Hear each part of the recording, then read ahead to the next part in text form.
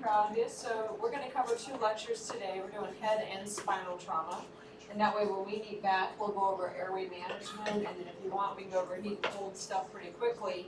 There won't be a review for exam 4, but you guys get 2 half days of lab, where each instructor that's participating in the lab is programmed to say certain things that would give you a review for your exam. So you get it with hands-on stuff, which is more fun than this stuff. Don't you agree? Yes. Okay, head trauma. Is this kind of a big deal? Yes. You see a lot of head trauma just in the world? Not just military specific? Give me an example of a typical head injury type patient you might encounter. Child bicycle? Yeah, okay. The kid falls off the bicycle and hits their head, right? My kids always argue with me about whether or not she should wear her helmet, right? Who else? Snowboarders that need it. I'm sorry? A snowboarder. Sure. People who do extreme sports, or people even downtown San Antonio on a Friday night. I think it's a good idea after a few drinks to get on one of them scooters. What else? Elderly ground level falls? Yep. Elderly, they fall from height all the time. They fall down and go boom, right? They get to going too fast, or maybe they have some other sinkable event. And then what we mostly see is sports-related injuries. And head injuries have gotten a lot of attention over the last few years with all the CTE that exists in, especially in the NFL. Do you guys know what CTE stands for? Yeah, chronic traumatic encephalopathy. It's a big deal. They think that Muhammad Ali had it, and that was before we actually started discovering it. Anyway, it's a big deal. Cumulative concussions are bad.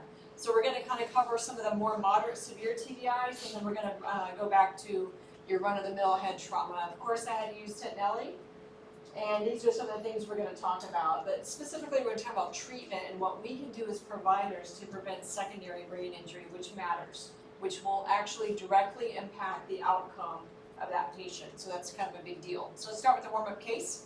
I'll let you all read it. I feel like it should be opposite. I feel like it should be dark up here and light in the back. Are you all just cool being vampires back there today? Yes. Is that what you want? What about you all? Do you want it to be just everybody is in the dark?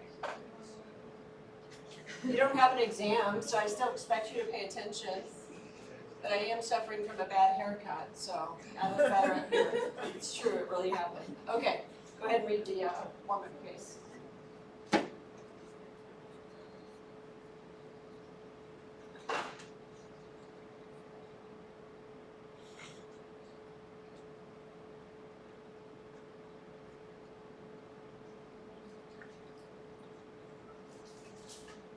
Okay, so the question is, what are the priorities in managing this patient? Any red flags here? Any concerns?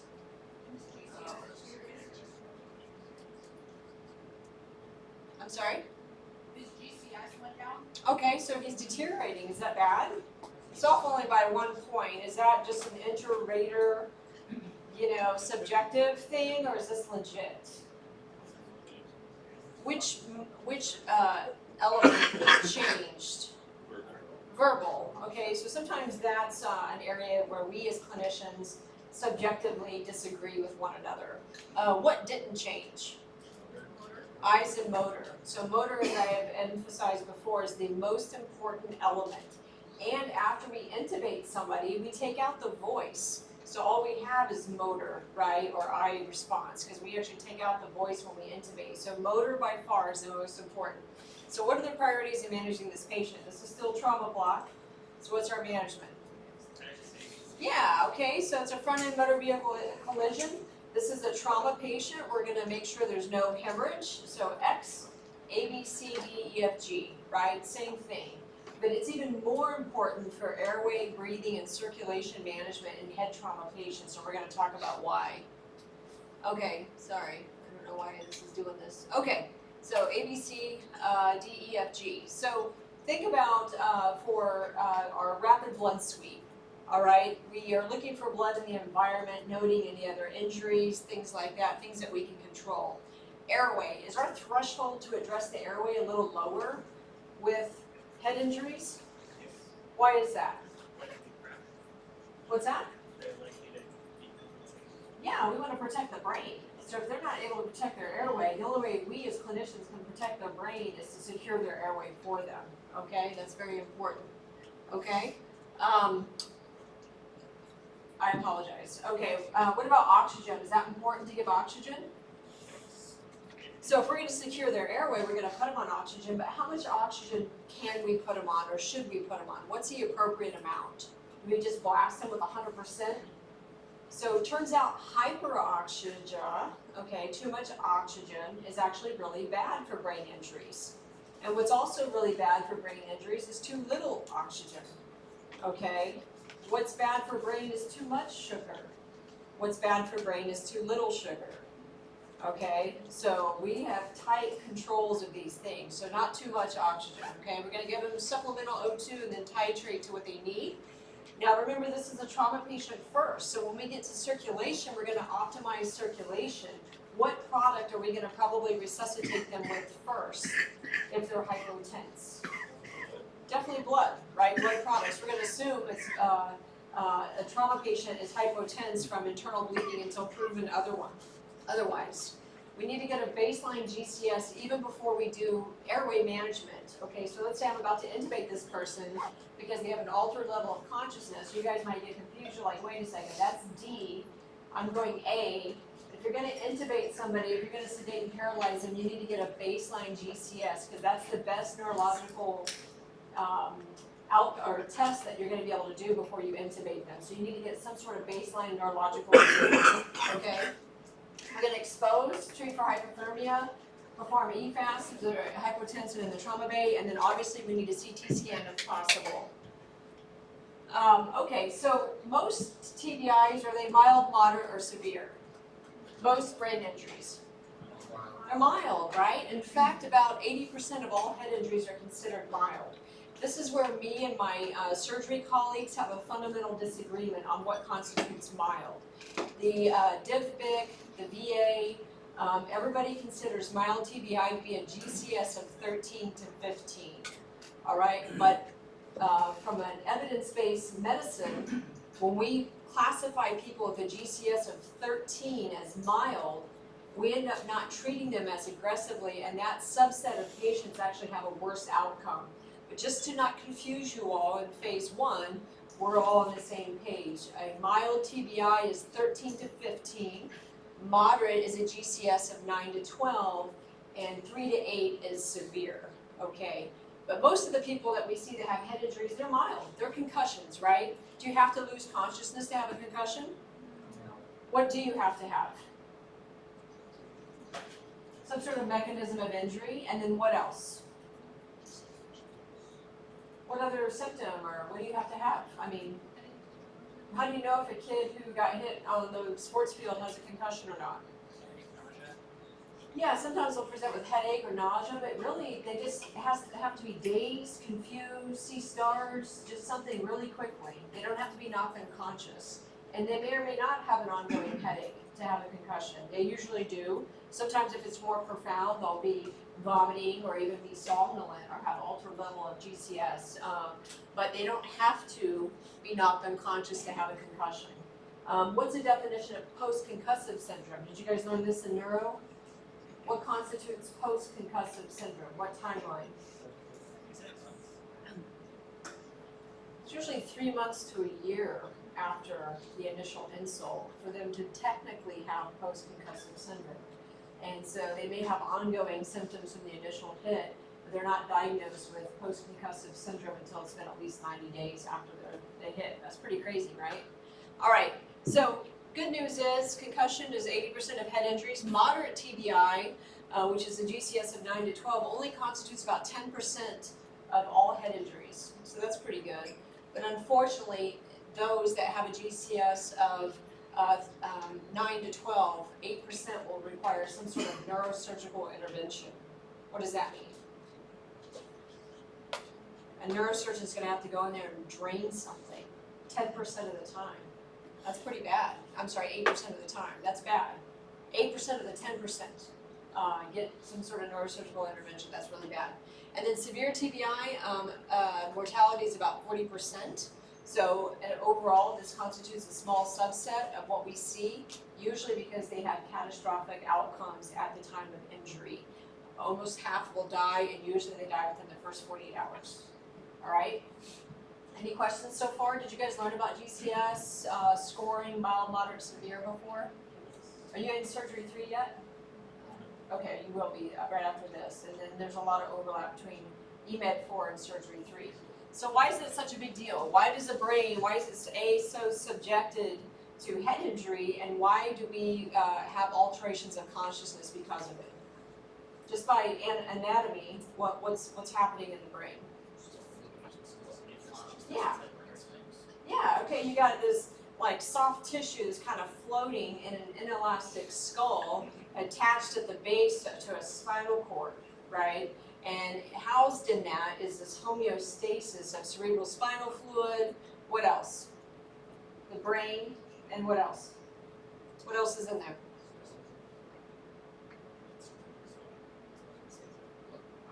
Yeah, blood. Okay, so it's circulating around the brain, and it's a homeostatic event, right? And so that pressure within the brain has to remain constant at all times. Can our body compensate for increased or decreased intracranial pressure? Only up to about the first 5 to 10% of change. After that, our brain can't compensate anymore, all right? And so under normal circulations, that autoregulation kicks in, and that way it adjusts to cellular demands and cerebral blood flow. But if it changes abruptly more than about 10%, then the brain can't compensate anymore. So this is something you need to know and remember. Cerebral perfusion pressure, what is that? You guys with me today? What happened to you? It's Friday, you're gonna get done early because Dr. Love already lectured yesterday. Now tell me the truth, did she alter the story? How did she tell it? She said it was some sort of vaginal prolapse or a pessary. She, I have to say, my colleague, I love her. I call her my work wife, and then I have 2 perfusion pressure. What is that? What does it mean? Net pressure. Yeah, so cerebral perfusion pressure. It's the pressure of which has to be maintained in order for the brain to be perfused. And is that kind of important? How long does it take the brain to die? 4 to 6 minutes, okay, not very long. At least, maybe some people up to 10 minutes, depending on how much they're able to compensate. Usually 4 to 6 minutes, you'll have irreversible personality changes and brain death. All right, that's bad. So cerebral perfusion pressure matters, and it's dependent on 2 things: our mean arterial pressure and the intracranial pressure. What's a normal intracranial pressure inside the brain? Yeah, 11 to 20. Anything over 20, 21 is considered elevated. And so if you think about cerebral perfusion pressure, we have our MAP, our mean arterial pressure, minus whatever that ICP is. That's how much the brain is perfusing. All right, so doing that kind of math, what do you think a normal cerebral perfusion pressure should be? What's a normal MAP? 65. Okay, we'll say 65. And let's say a normal ICP is 15. So a normal cerebral perfusion pressure should be between about 40 and 60. Okay, 50 to 60 is more ideal. So every time you have a head insult, guess what happens to the ICP? It goes up. What if you're that multi-system blunt trauma like our warm-up case, you got a head injury, but you're also bleeding from a splenic laceration, and the MAP is going down and the ICP is going up? What's happening to that cerebral perfusion pressure? It's tanking. It's awful. So we have to do something. We have to either increase that MAP or decrease the ICP or do both. And that's what our jobs are as clinicians. All right, so we're going to talk about that a little bit more, and I'm going to try to make it as enthusiastic as possible. If we can maintain a MAP of at least 80, that's helpful. And knowing that the ICP always goes up. Now, can we measure the ICP in the emergency department and the trauma bay? Not very accurately, right? I mean, we all learned how to do the optic sheath nerve diameter test by ultrasound. That's kind of a direct measurement, and that's if you're good enough, you drop your calipers, that's a pretty decent measure. But unless you have an intracranial bolt, it's really difficult to really monitor accurately the ICP. Who puts in the ICP bolts? Where does that happen? You're usually the neuro ICU. That's usually when it happens. So anyway, if we have low blood pressure, high ICP, we have low cerebral perfusion pressure, which means irreversible brain injury. And so there's primary injuries, right? The initial insult. You, me, clinicians, can we do anything to change that initial primary insult? Can we go back in time like Superman and fly backwards around the world and make that head injury not happen? Make that scaffolding not fall on that person's head, or that blast not happen, that old person from falling? Can we do anything to change the primary insult of what happens with brain injuries? No, I wish we could, right? We can't. We can do like, hey kid, wear a helmet. Hey NFL, do better, but we as clinicians can't really do much, right? So our jobs are to prevent secondary brain injury. Now, is that a big deal, secondary brain injury? That's actually worse than the primary injury, okay? We have the power to screw this up and make a terrible outcome and sequelae for our patient, or more so, we have the opportunity to change the trajectory of their outcome. And that's why this is an important lecture. All right, these are the primary lesions. They involve contusions, hematomas. What kind of hematomas have you learned about before? Subdural, epidural, subarachnoid, and we have like intraparenchymal, and then we have another injury called diffuse axonal injury. Have you guys heard of that? We talked about it much? This is what we see when we see shaken baby syndrome, okay? This is actually one of the most common types of brain injuries, and it's what we saw downrange in soldiers from the overpressurized blast wave. So even though they were in their MRAP and they weren't actually involved in any kind of direct hit, they didn't fall out of the vehicle didn't roll, that blast wave that came around rocked the brain inside the skull, tearing and stretching the axons. And we were misdiagnosing them because initially those little punctate hemorrhages don't show up on CT. So that's something you need to know. So we as clinicians, if you don't remember anything else from this lecture, you drowned me out in about 2 minutes, please know that we cannot allow our brain injured patient ever to be hypotense, hypoxic, have too much or too little sugar, or have their ICP increase. We have to try to mitigate all those things. Of all the things that I've listed there, what are the two easiest, and that should be, oxygen. What are the two easiest things for us as clinicians to control? Oxygen and blood sugar and blood pressure. Actually, blood sugar can fluctuate. Blood pressure and oxygen is probably the two main things. And guess what? That's part of our ABCs. That's part of our XABCs in our primary survey. So now we're just going to be more aggressive with that. All right?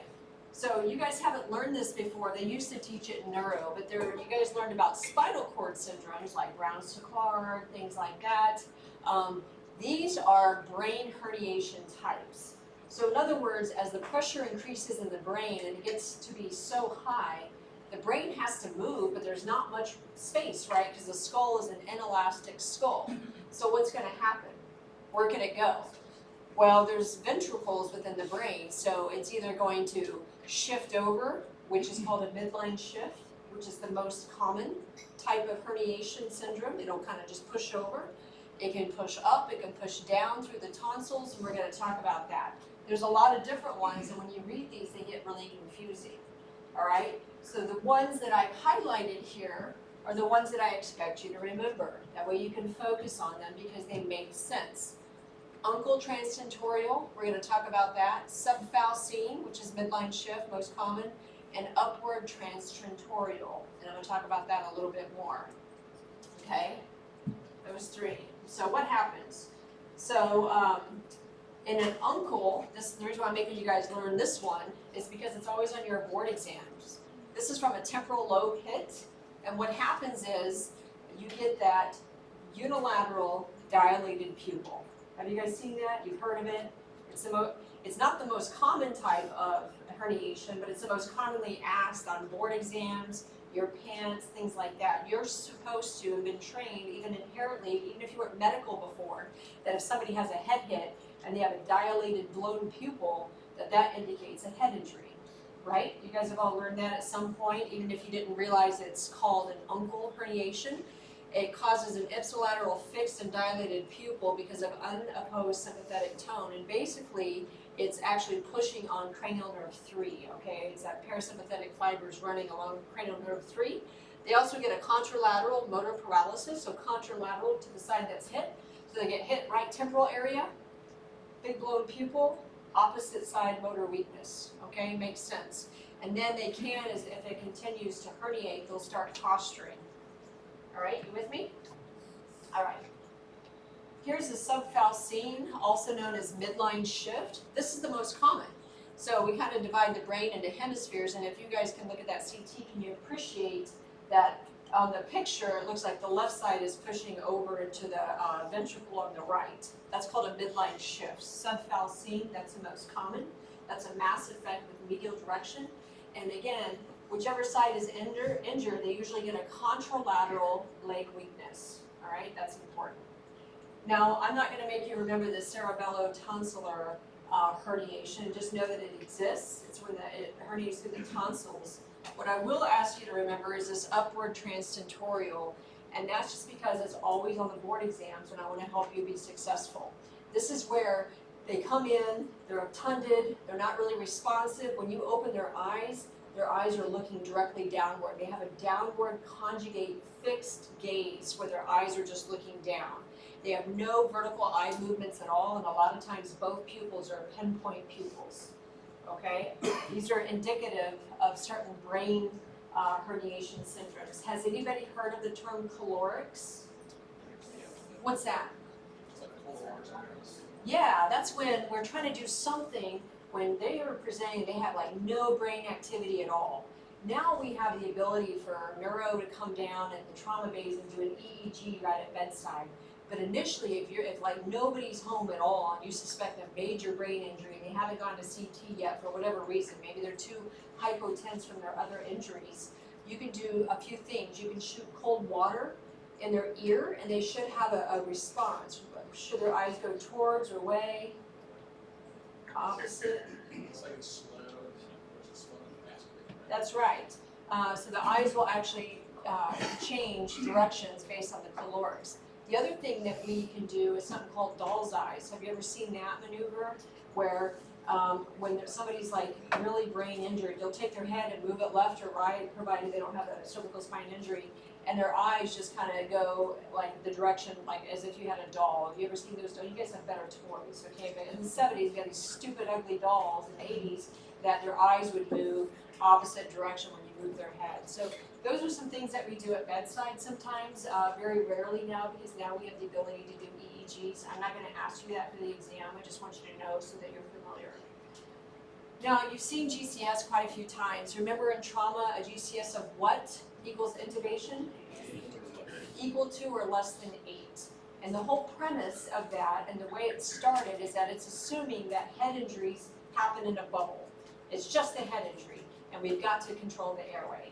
But if somebody is traumatically injured and they have a GCS of 8 or less, they either have bled so severely that their brain is not getting perfused, or they have such a bad brain injury that they require intubation. So either way, you're correct in doing it. Does anybody need me to go through the GCS because you're still a little confused about it? Nobody? Everybody feels like they can do a GCS. So when we say do a trauma neuro exam, we're not doing cranial nerves 2 through 12 or 1 through 12 like smell cinnamon, smell mint. We're just doing GCS. It takes like 30 seconds, like boom, maybe less. And then the trauma bay will repeat this every 5 minutes. And of course, the motor portion is the most important, and sometimes people get confused on the verbal. But if you guys need any pointers on how to remember that, I'll go through it again. Which is better, somebody to decorticate posture or decerebate posture? Which one's better? Decorticate, because at least they're trying to protect their core. Has anybody seen like an NFL player get a head hit and they do this, they posture? There was a famous one on TV, Tua, right, from Miami Dolphins. He got hit, it was a success, he had multiple concussions that season, but there was a famous video that you can watch on YouTube. Afterwards, he was doing this, he had his hands up like this, and it's usually flexion at the elbows. And that's like the last thing that you do to try to protect your core before you no longer even can protect your core. So you have a 1 if you have no motor, a 2 if you're at least kind of decerebate, a 3 if you're protecting. Now, as far as 4 and 5, is it better to localize or withdraw from pain?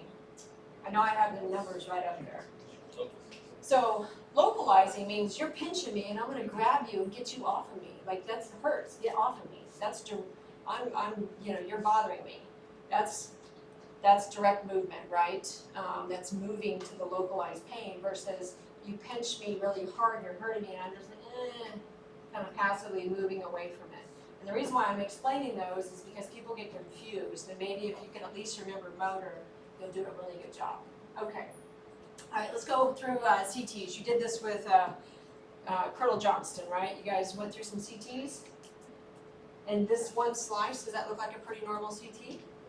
Yeah, it looks, I don't see anything crazy.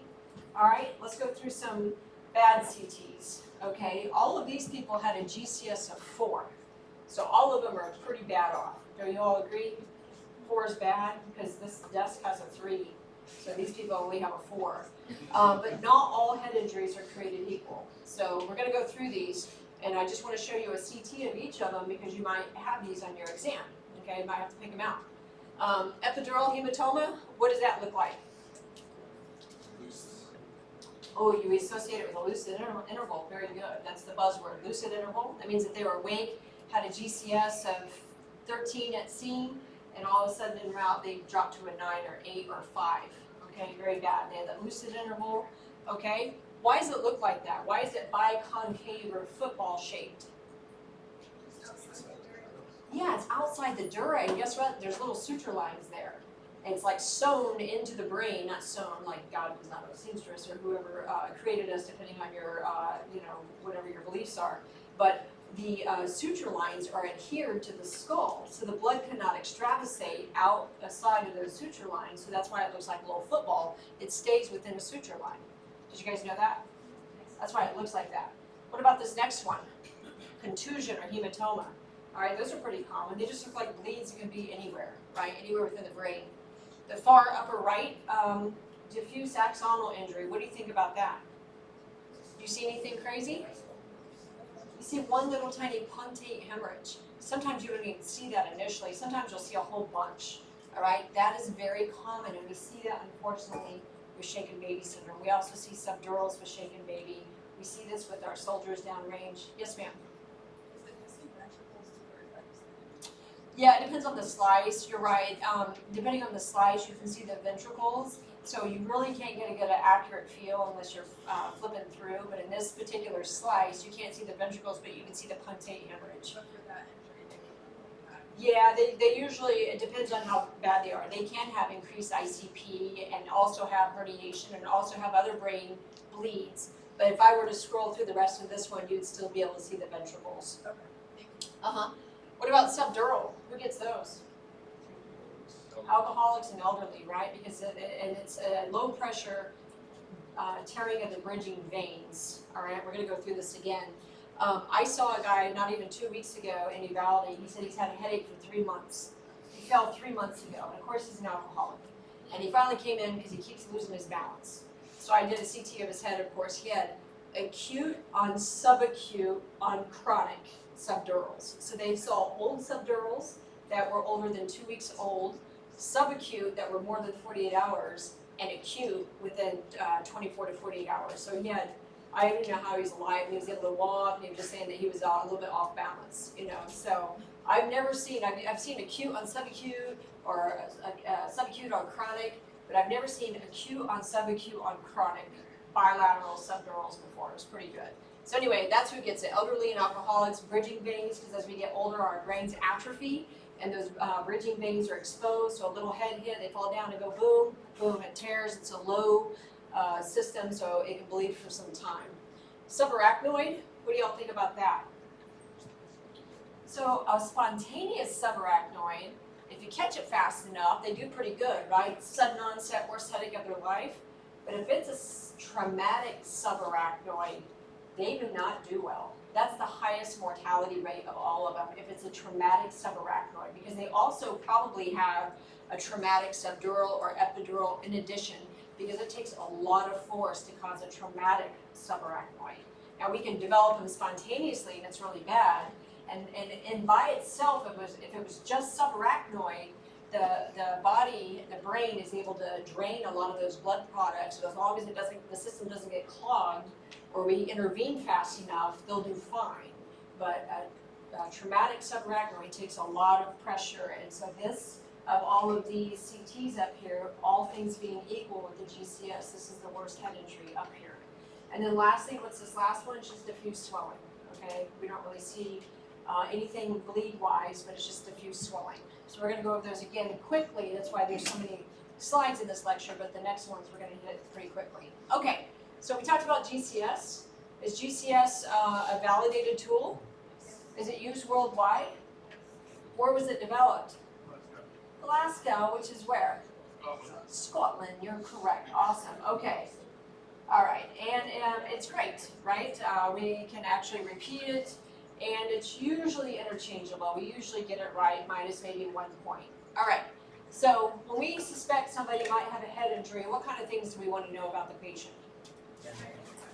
Yeah, mechanism. So if I get trauma team to the trauma room call, and it's a roller vehicle, and I'm in the trauma bay, I want to know as much as I can. Like, was there any other, what was the type of injury? Did the person fall? Was it a motor vehicle accident?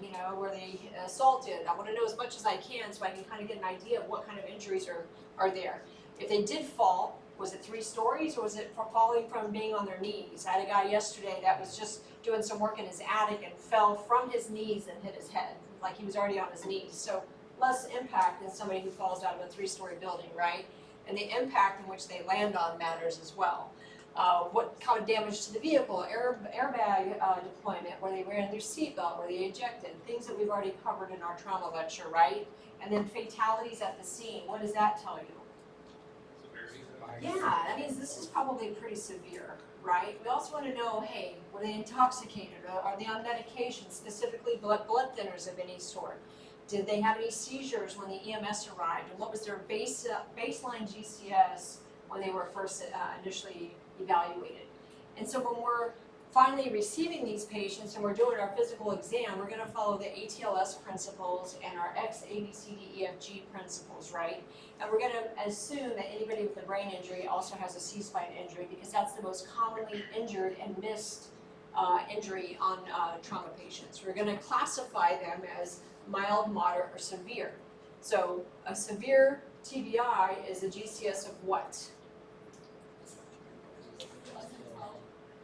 Severe is, 3 to 8, moderate, 9 to 12, and mild, 13 to 15. All right, I would know that for me and for surgery 3. Okay, in our physical exam, besides determining the baseline GCS and kind of classifying that, we want to look at their pupils. So again, quick pupillary exam. Does pupillary response matter? Yeah, in the context of a head injury, it really matters. Now, does anybody in here just naturally have a little anisocoria, like one pupil that's a little larger? Usually there's at least one in every class. I'm not trying to point you out like I don't think you're a circus freak or anything, but it's pretty common for someone, or at least 1 out of about 20 to 25 people have that, just naturally, a little bit dilated pupil. Okay, so in the context of no head injury, I'm not going to be worried about your ICP, but if you come in and you have a big pupil and you've had a head injury, somebody might think you're having a focal herniation, okay? Anyway, they can present either with a blown pupil, fixed, constricted pupils, or dilated and fixed bilateral pupils. Which of those 3 are the worst? Yeah, they're all pretty terrible, right? If they have pinpoint, one's blown, but if they're fixed, dilated bilaterally, that brain is gone. Okay, there's no life in there. Now sometimes we'll see pupillary or meiosis from like opioid exposure, things like that. All right, we're getting through this. Physical exam, remember posturing is bad, decorticate is better than decerebrate, but they're both really bad. Okay, decorticate posturing means it's an intracranial injury, but it's usually above the midbrain. If they're doing decerebrate posturing, it's usually a little more distal. And again, this is what it looks like. Usually their hands are up here, but either way they're trying to protect the core, and then once you no longer can protect your core, you're worse off. So when we're doing our physical exam, we're doing a quick GCS, we're looking at pupils, we're looking at the ears, of course, we're looking for any concomitant injuries following our entire ABCDEFG primary survey. And then if they're stable, they'll go to CT, and that matters. And we usually do a CT brain and neck.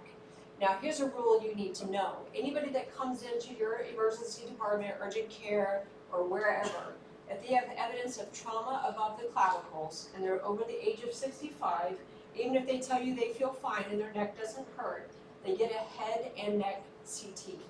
Why is that? Why is that a hard and fast rule? It's not part of Nexus, which we're going to talk about in a moment, but why do we do that? Because when you're young and rubbery, you can fall out of a moving car and nothing got broke, maybe just got a few abrasions, but as we get older, we get stiffer. And these folks more likely will have a cervical spine injury or an intracerebral hemorrhage, okay? Also, those bridging veins, those epidural vessels are more exposed. So anybody with trauma above the clavicles, if they're age 65 or older, they get imaging, okay? Of not just the head, but also the neck. Don't miss it. Comatose patients, about 8% of the time, they'll have a concomitant cervical fracture. And a lot of times it's missed. And that's just because they're trauma patients, we're doing some sort of interventions or taking into surgery, they were too unstable for CT. A lot of times we'll diagnose those injuries later. Remember, CT is superior, and when we're imaging the brain, do we do a CT with or without contrast? Without, okay, of the brain. But in a trauma, we're also doing face, neck, chest, abdomen, pelvis with contrast. And the reason for that is that we're looking for vascular injuries as well. The reason why we do a CT of the cervical spine with contrast, if we're doing a full trauma 6-pack, is because we want to see if those carotid vessels had shear tearing from the shear forces and blood is extravasating out on CT. But if you have just an old person that fell down and went boom and has a head lack and they're 75 years old, you're just going to do a head and neck non-contrast. All right, that wasn't high mechanism like to tear their carotids like a motor vehicle accident. Does that make sense? But if you're doing that trauma 6-pack, those 6 CTs, it's only non-con head, everything else is with contrast, just to make that differentiation, because a lot of people don't know that. All right, so at pre-hospital, what do you think the providers are going to do to manage brain injuries? What are they doing? Yeah, they're going to put them on a backboard, they're going to put a C-collar on them, they're going to make sure that they're breathing okay, that they have an airway, and they may get IV access to try to optimize circulation. So some of this might already be done for us, and we just have to reassess it, okay? If they have end-tidal CO2, they're going to try to keep that end-tidal at 35 to 45, especially important for brain injury. And they're going to treat hypotension aggressively. And then again, once they arrive in our emergency department, what are we going to do? We're going to prevent secondary brain injury, which is going to change the outcome of your patient. And we're going to do that by maintaining blood pressure, oxygen, euglycemia. We're going to try to mitigate increased intracranial pressure, but first and foremost, we're going to identify any other injuries and treat those as well. Are you with me? Is it break time? 7 minutes in. Okay. Oh, we're very specific in this class. Usually I just do the eyeball test, like y'all need a break. But we got 7 minutes, y'all. Okay, we're going to do this. All right. So remember that a single episode of hypotension when somebody has a brain injury, a single episode of a systolic pressure less than 90 increases that patient's mortality by 150%. Why is that?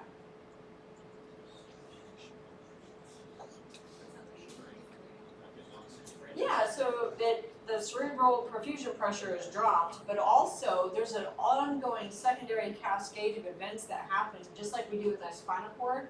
Once the brain is injured, the initial thing happens, and then there's a chemical cascade of secondary toxins and things that happen. And when we allow them to be hypotense in any way, it exacerbates that secondary event, plus you're depriving them of oxygen. So we're actually adding double insult to injury by allowing them to be hypotense. So that's why we're very aggressive at maintaining their blood pressure. We're going to observe for signs of intracranial pressure, and I know the slide says it, but tell me what you think would be indicative of increased ICP. Just off the top of your head. Yeah, you look at their pupillary response, right? What else? Yeah, maybe if you look in their eyes, you can see papilledema, or you measure the optic sheath nerve diameter, or their blood pressure is tanking and they're obtunded, you have to assume they have ICP, right? If they're posturing, that's a telltale sign, of course. And then if we do a quick pulse motor sensory of the extremities, that's what we usually do during our disability. We do a GCS, pupils, and then can you move your right arm, move your left arm, move your right leg, move your left leg, push down, pull up. We do a quick little pulse motor sensory. If they have a focal deficit, that might indicate increased ICP. Remember that TBI is progressive, and the earlier that we are aggressive in maintaining their vitals, the better off these patients will have a better outcome and less sequelae. And so there's all kinds of organizations out there that determine how to do it. So remember, GCS less than 8, we intubate. We do not do nasotracheal intubation. Has everybody heard that that's bad in the face of a head injury? We don't want to nasally tracheally intubate somebody if they have a head injury, because you put the tube in a peppercorn plate. They don't even let you do NPAs if you think they have a really bad head injury. Also, we got to be really careful if they have basilar skull fracture or any kind of other facial fractures. Before we go on a break, can we tell you a dumb story of something dumb I did? Yes. Okay, because you guys like it when we screw up, right? And it also teaches you what not to do. So I was doing a lac repair at Fort Carson. I was already an emergency medicine PA, and there we didn't have enough nurses. And so we had paramedics working with us because we had our own ambulance service. Anyhow, there was an elder guy that had like a lac on his arm. Pretty benign. He's sitting in the chair. I'm getting ready to do a lac repair, but the paramedic wants to do it, and I want to teach him how to do it. So I get him all sterile gloved up and show him how to do it, and he's sitting there. And we've got wife in the room, and we've got grandchild in the room. Grandchild's sitting in the chair. Everybody's kosher. Well, as he's doing suturing and I'm talking him through it, he messes up his sterile field, which you guys will all do, by the way, multiple times, probably in phase 2, and you'll mess it up, you'll touch something, you have to change your gloves. So anyway, he did that, but we didn't have another size of sterile gloves for him in the room, so I said, just a moment, hang tight, I'll be right back, I'm gonna go get a pair of sterile gloves for you. So I step out of the room, as soon as I get maybe 10 steps away, I hear this boom, thump, really hard, much more dramatic. I should have hit the microphone. Really dramatic, and I was like, okay, tell me, this is terrible. So I walk in the room, the little girl decided to get up and take a look at the wound, and she vasovagal, boom, hit her head, right? Totally hit her head hard. She already had a goose egg forming on the front of her head, and she immediately, when I walk in the room, she grabs her ear, she's like, my ear hurts. And I'm like, you gotta be kidding me, right? So I look in her ear, right ear looks fine, left ear, she has hemotympanum. So she had a basilar skull fracture from her fall. So I was like, damn it, this is awful, okay. So when I left the room, she was sitting there, but it was still my fault, I was responsible. So then I had to call an ambulance and have her transferred to the Children's Hospital in Colorado Springs, because now this child probably has a basilar skull fracture. It turns out she did, it was super tiny, they watched her overnight, she did fine, but the hemotympanum was instant. And she felt it, she's like, my ear. And I looked in there, and there you could see blood just coming behind her eardrum, hemotympanum, which is indicative of basilar skull fracture. So that's my dumb basilar skull fracture story for you, that you'll never forget to look in the ears for a hemotympanum. So turns out she did fine, and we didn't get sued because the parents, I had told them, or it was actually grandparents, which most accidents happen with grandparents, by the way. Just a little pearl for you. I said, everybody sit down. No, I want to watch. Nope, sit down. We keep everybody sitting, and so just that quick time that I walked out, that happened. So anyway, that's my story of what not to do. Another example of what not to do. And here I am still practicing. So let's take a 10-minute break, and then we'll get through the rest of this, and then try to get as much maintain a systolic pressure, even though they're a trial patient of 110 to 120, because we know all those head injured patients, their ICP is going up, and unless you're prepared to do intracranial bolts or remove part of their skull or drill in some burr holes into their brain, there's nothing we can do to relieve that ICP completely. We're going to talk about mannitol and hypertonic saline in just a moment. But the best thing we can do is just try to overcome their blood pressure. In fact, in the neuro ICU, sometimes their target systolic pressure is like 150, 160 if they have an increased ICP. So I'm just saying initially we need to try to aim for 110 to 120. Should be pretty good, right? Okay. Now, we know in multi-system blunt trauma, an isolated head injury is usually abnormal. In other words, they usually have other injuries. Also, an isolated head injury does not usually cause hypotension. In fact, most head injured patients will come in with normotensive blood pressure. So that's good. We don't have to be aggressive with everybody, but sometimes if they're a polytrauma patient, we do have to consider that. Remember, if there is a polytrauma patient, they come in hypotense, you need to assume that's from blood loss until proven otherwise. All right, we're gonna get through that really quickly. If it's an isolated head hit, and for some reason they are hypotense, and you've reliably ruled out any kind of bleeding, then you may have to increase their pressure with vasopressors. All right, does that make sense? And then we have to worry about the impending herniation syndrome called the Cushing's reflex. Now, just so one more time, I know I've said it before, but how does a typical polytrauma, hypovolemic, hemorrhagic shock patient present? We said they were cold and clammy. What's their systolic pressure normally? Less than 90. What's their heart rate normally? High. So they have low blood pressure, high heart rate. Now, if they're having a Cushing's reflex, how do they present? Meaning if they're about to herniate, even if they were a polytrauma patient and all of a sudden they're having Cushing's reflex, what happens to their vital signs? The blood pressure shoots high, heart rate goes low. So it actually is opposite of our typical trauma patient. And then as soon as you see that, you need to know, uh-oh, they're about to herniate.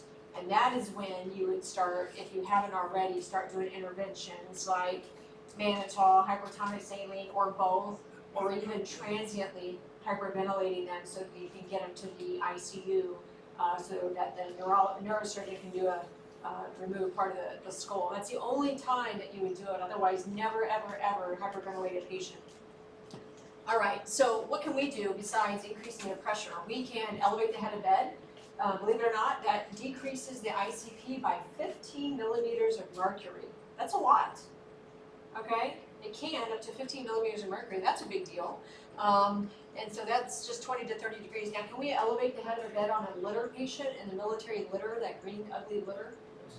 Have you ever seen those dumb little things that could fasten on the side that you mess with for 10 minutes and then you finally get it on? It's like a little thing. But what if you don't have that? What can we do? Yeah, stick a bunch of stuff behind it. Blankets, their own rucksack, something, elevate the head. All right, we can do this even in austere situations. Now, I told you how tight glycemic control is important.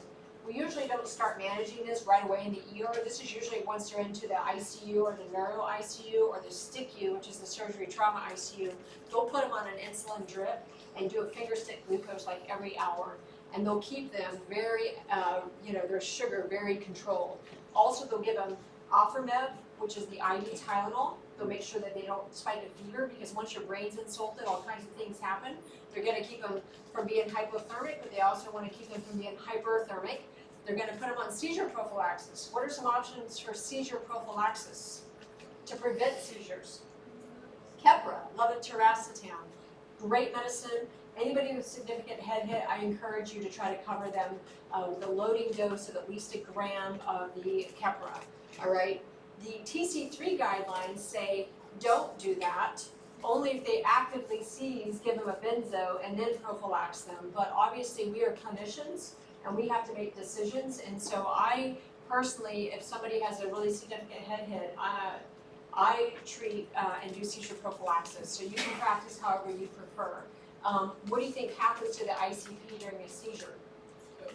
It goes up. What do you think happens to the airway or breathing during a seizure? It goes down. What about blood pressure? Kind of a mixed bag, right? It may go up, it may drop, so we can't afford that. So anyhow, want to be very careful. All right, so again, we talked about all these rising signs of ICP. If the patient's awake, they can say, hey, I have a really bad headache. Like the little girl I told you that fell down that had a basilar skull fracture, she grabbed her ear. She had ear pain from the blood rushing behind her TM, and she also had an immediate headache from the new basilar skull fracture that I had to eat the poo sandwich and stuff. That really sucked. So they can complain of numbness or focal weakness. They can become lethargic or a change of that GCS that you're repeating. Or they start becoming bradycardic and hypertense, which is that Cushing's reflex. Signs of impending herniation, I think I hit it pretty good. You see the pupillary dilatation, one more than the other, or maybe they're both starting to dilate, or they get pinpoint pupils, or they start posturing. And then again, we usually do GCS every 5 minutes in the trauma bay. It only takes 30 seconds or so to do it, so it's real, or even less. Now we got to talk about a couple of things that we can do to try to mitigate ICP before sticking something in their head or taking off part of their skull, which needs to be done by a surgeon. Mannitol. Has anybody here ever used mannitol on a patient? This is what we used to have back in the day. This is what I had like during OIF1. We had big vials of mannitol. We usually do 0.25 grams per kilo. And so you would give an IV bolus of it over some time. It usually works within 30 minutes, but it has to be tightly temperature controlled. If it got too cold, it would crystallize, look like ice crystals. So you can't have that. You got to have it warm enough for it to work. But what ends up happening is that initially it's an osmotic diuretic, so it pulls fluid out of the brain and they diurese it. But what ends up happening is it ends up causing a rebound hypotension and therefore decreased cerebral perfusion pressure. But temporarily it will work. We usually do boluses and not a constant infusion. And again, it works within 30 minutes. And we usually only consider this if we think they're starting to herniate, like we start to see that Cushing's reflex. What we use more often than mannitol is hypertonic saline. And a lot of times we'll do the 3% sodium chloride. What's normal sodium chloride that we do for IVs? What's the percentage? 0.9. Okay, so 3% hypertonic saline actually does the same thing. It will pull fluid from the brain and actually decrease ICP. A lot of studies don't really prove it's valid or validated that its use. However, we do it. In fact, when I was in Afghanistan and we had a neurointensivist, we would do the 23% hypertonic saline. So instead of giving 250 cc's over 30 minutes, we'd give a 30 cc bolus of 23% hypertonic saline instead. So it's less but more concentrated. But either way, we saw dramatic changes in patients' response and improvement of their GCS by using these agents. You don't have to pick one or the other. You can actually use them both together if you want, depending on the severity of the situation and where you're at and what your assets are. But if you're in a remote place, you're doing everything you can to save that patient's brain. I remember at one point I was so scared, I was even looking in Tenelli that I had in my tract 577 trying to learn how to do burr holes because I thought I was going to have to do burr holes in somebody. So hopefully you'll never be in that situation, and luckily I never drilled anything in anybody's brain, but they expect us to be able to do remarkable things to try to save somebody, right? Remember, any ICP greater than 20 increases mortality, and so we want to try to maintain that. So briefly, the rest of this is going to go over some things that we've already gone over. Are skull fractures a big deal? Yes. It can be, right? And they can be open or depressed. They can involve a sinus. We see a lot of skull fractures. If we see air, like if you see up in the upper right-hand corner of this image, you'll see a little, I don't know why this is on, you'll see a little speck of black under the skull. You guys see that here? This is called pneumocephaly. This is air inside the brain. And that's bad. That means there's a communication through the sinus. So not only is there a skull fracture, like a depressed skull fracture, but air is in there. So that patient's going to be at really high risk of bacterial meningitis, bacterial infection of the brain. So we cover them with broad spectrum antibiotics. We usually do a Vanc and Rocephin. And then by thickness, usually most people's skulls are about 7 to 8 millimeters thick. So if the depression of the skull fracture is more than half of the width of the skull, then it usually requires surgical repair, just so you know. Okay, moving on, we talk about basilar skull fractures. You'll always remember how stupid I was one day. They are at increased risk for infections and things like that. It's usually the petrous portion of the bone, and they can have otorrhea or rhinorrhea. You know, there was a story that one of our guest speakers, who's a general in the National Guard, a PA, came and spoke at the graduation a few classes ago and talked about the terrible injury of her daughter, and which she was advocating for her own daughter at the hospital who kept having rhinorrhea. And she kept telling the neurosurgeon, hey, she's having like clear fluid coming from her nose after a major catastrophic head injury. And the team kept saying, oh, we'll put her on some Zyrtec, I think it's just allergies, whatever. And here's a woman trying to advocate for her daughter and finally argued enough to where she got some attention and they realized it was an actual CSF leak. Okay, so has anybody heard how you can determine if it's just rhinorrhea or a CSF leak in the face of a head injury? Yeah, that's right. You can, besides the other obvious things, I mean, if somebody's there and they have a known head injury, if they have rhinorrhea or clear otorrhea, you need to assume that's CSF until you can prove that it isn't. And so you can take a piece of gauze and actually absorb some of that fluid, and if it separates, the fat medium from the blood will separate and it looks like a little halo on the gauze, so you can do something like that. Now, of course, we're going to suspect a basilar skull fracture if they look like this. The little girl that I tell you that fell, she didn't have any kind of contusions, at least not yet when I saw her, but she sure had that hemotympanum, and that by itself is enough to show that there's a basilar skull fracture. Just know that these patients are at risk for meningitis, so we usually put her on broad spectrum antibiotics. Luckily, in the case of her, it was so super small they couldn't even detect it. They knew it was there because of the hemotympanum, and they put her on antibiotics, and she ended up doing well. I had conversations with her parents later, and they're like, it was our fault, you told us to stay seated, I let her get up and look, you know, the parents were really nice, but there could have been a different outcome, right? Okay, we always do antibiotic prophylaxis for basilar skull fractures. Okay, now we're gonna go through this real quick, just to remind you what we've already learned. Buzzwords, subarachnoid. What did I tell you already about subarachnoid? Traumatic subarachnoids.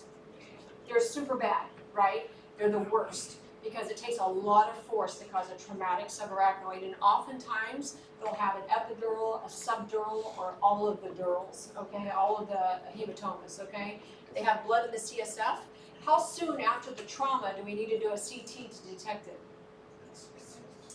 What about for spontaneous subarachnoid? How soon do we have to do a CT in order to detect it? Yeah, 6 to 8 hours for both. And usually the sooner you get a CT, the more accurate the CT is. And I know that Chris Rogers and I, he kept saying, he's like, are you sure? I was like, yes, it's 6 hours. The sooner you can get the CT, the better. After 6 hours, what's happened is your body is so good at absorbing the blood from the brain through the ventricles and through the CSF system that it may not be detectable anymore on CT. In fact, for every hour after the initial injury, there's a decrease in the ability to see it on CT. But if you do it within the first 6 to 8 hours, you'll be more likely to see it. So if we suspect a subarachnoid in somebody, and we have a normal CT or they present greater than 8 hours after the event, and you still suspect it, what do you have to do? A lumbar puncture, okay? And normal CSF should look like that on the left. The CSF that from somebody with a subarachnoid can look bloody, or it can look yellowish, and that's because of the xanthochromia. Did you know what xanthochromia is? Yeah, it's the breakdown or degradation of blood products that's still detectable in the CSF, and believe it or not, it's supposed to be analyzed by a pathologist, and they're supposed to detect it. And so, and if you do it perfectly, you do an LP, and as soon as you get the tubes, you're supposed to wrap them in aluminum foil because they're light sensitive, all right? And so that can degrade the xanthochromia even more, and then you send them to pathology. But what really happens is we do the LP, and then you hold it up and you do the eyeball test. You're like, yep, that's positive. There was a missed subarachnoid at BAMC, a really terrible thing. They suspected it, they did an LP. The resident had a bloody tap, and that's a technique thing. They got a bloody tap. So usually the first, if you get a little bit of blood, it's usually the first tube or two, and then it usually clears by the time you get to the third or fourth tube. And what had happened is it was such a bloody tap that by tube 4 it was still bloody. It was so bloody that nobody could determine if it was xanthochromia, and they thought it was just a bloody tap. So they let the patient go home instead of admitting them, and it turns out it was a subarachnoid. They had a bad outcome. So if you suspect it, and it's just not your day, you get a bloody tap, have them admitted, if nothing else, for serial exams, so that doesn't happen to you. But anyway, if they present after 8 hours, you have to do your due diligence and do an LP. I hate doing LPs. I mean, I love them and I hate them. I hate them because they're time consuming, but I love the procedure itself. And if you guys are ever with me on shift, I'll let you guys do them, which is pretty awesome. All right, let's go. That was subarachnoid. We got it. We know we have to check for xanthochromia if we suspect it, but the CT is negative. Let's talk about epidural hematoma. Who gets these? Anybody who gets hit in the head, right? What's the buzzword with this? You said lucid interval, biconcave or football shaped. Is this a high or low pressure bleed? High. This is an arterial bleed outside of the dura. And if you catch it soon enough, the patients will do fine. But if you don't catch it really quickly, because it's high pressure, they will die and herniate pretty quickly. Okay, so usually you have about 4 hours or so to intervene, get them to immediate neurosurgery consultation, or else they can die. All right, high pressure arterial bleeding, this is just explaining it, and then they'll end up dying because of herniation, because the bleeding just continues in that one sinus or that one area, and then they'll die. Subdural, who gets those? We talked about it. Elderly, alcoholics, that's a tearing of the bridging veins, low pressure system. That's when I saw acute on subacute on chronic recently. That can happen. And because of the extensive atrophy, this happens. Unfortunately, we also see this in shaken baby syndrome. We'll see subdural hematomas in addition to detached retinas, in addition to diffuse axonal injury. You know, Colorado is a happy, sunny place, but I saw more child abuse in Colorado Springs than I did even here in San Antonio. The ones I saw here in San Antonio were far worse. But anyway, it exists everywhere, so be on a high alert all the time for that, and always look in your eyes and do a thorough neuro exam. By definition, an acute subdural is less than 24 to 48 hours. Subacute is greater than 48 hours, and chronic is greater than 2 weeks. And it looks differently when you image these. An acute will actually look white on the CT scan like a bleed. Subacute starts, you may actually miss it, or especially chronic, you may miss it on the CT scan and need an MRI, and I'm going to show you what that looks like. That this is just explaining what I just said. So this is what an acute subdural looks like. You can see that white layering of blood. It's it's dense and hyperechoic, like a bleed would be. Versus this is a chronic. So what's happened is that the heme or iron within the blood has been metabolized at this point. So the CT looks like a subtle darker shadow, but when you do the MRI, it looks hyperechoic or white. All right, so you just have to have a high index of suspicion. Definitive treatment depends on the size and type. With my guy that had the acute on subacute on chronic, I had to maintain his pressure at 130 systolic, no more, no less. Put him on seizure prophylaxis like Keppra, and I had to evacuate him to St. Luke's so he could have neurosurgical intervention, and that's all I could do for him. If untreated, about 60% of the time they can die. The guy was just lucky to be alive. This is a chart explaining the different head bleeds that we just went through, in case you like a chart. I'm not going to go through those again because we've already talked about them. DAI, diffuse axonal injury. Who did I say get these? Shaken babies? Soldiers and blast injuries. Very good. Most common CT finding of all head injuries accounts for 50% of all brain injuries. So this is very common. And it's terrible because whatever deficits they have, it's irreversible because the axons have been stretched and damaged and they can't go back to normal. And so treatment options are limited other than us as clinicians preventing secondary brain injury. Okay? And this is what it looks like. There's a bunch of arrows. Some of them are real obvious punctate hemorrhages, and some of them aren't. Again, this is missed initially on CT during OF 1 and 2. Some of the soldiers were coming back, and they weren't taking like thinner slices, and you would actually miss the punctate hemorrhages. So some of them are a little more obvious than others. Okay. So we talked about how they present, what we can do as clinicians to prevent secondary brain injury in line with our primary survey, maintaining a systolic pressure of what for brain injury? 110 to 120. We're going to seizure prophylax them with Keppra or levetiracetam. I'm not going to ask you doses. If you think that they have increased ICP or they're about to herniate, throw mannitol or hypertonic saline or both on them. And if you really have to, if you're like wheeling the patient from one trauma bay up to the neuro ICU so they can do a decompressive craniotomy, you might be able to hyperventilate at 20 breaths a minute temporarily only. Otherwise, don't do it. Who do we send home? Who can be sent home? So probably just the mild people, right? And only if they're completely stable. Maybe they have close follow-up. They have return precautions. What would be some good return precautions to tell somebody? Come back if what? worst headache of your life. Okay, personality changes in kids, behavioral changes, inconsolable crying, repetitive vomiting.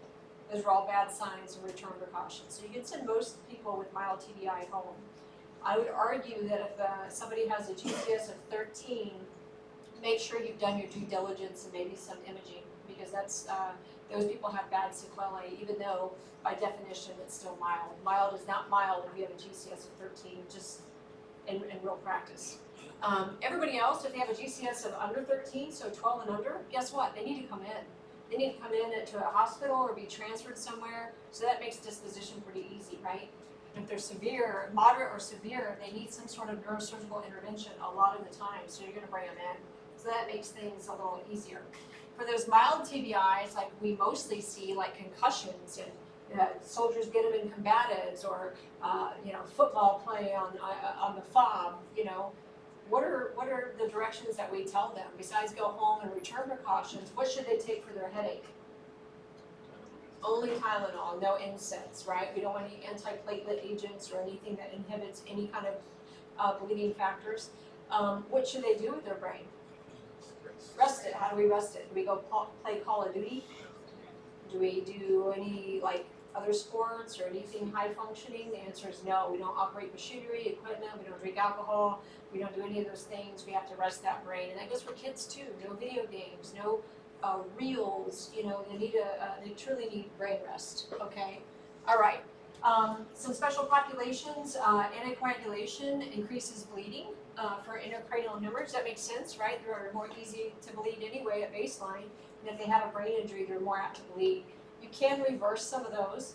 Aspirin's not a big deal. If somebody takes aspirin a day, they usually don't have increased risk for brain bleed, believe it or not, but clopidogrel does. So if they're on clopidogrel and they're elderly and they fell and they have a negative CT, I would still have a pretty low threshold, even if their GCS is normal, to admit them.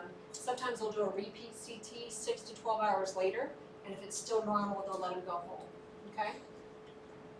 All right, mild head injuries, discharge, we talked about that. If it's less than 13, they need to be admitted. So that makes disposition pretty easy. Any questions on what we covered? No? Okay. I don't usually like to start a new lecture and then stop in the middle of it, but we have some time. Do you want me to start spinal so that later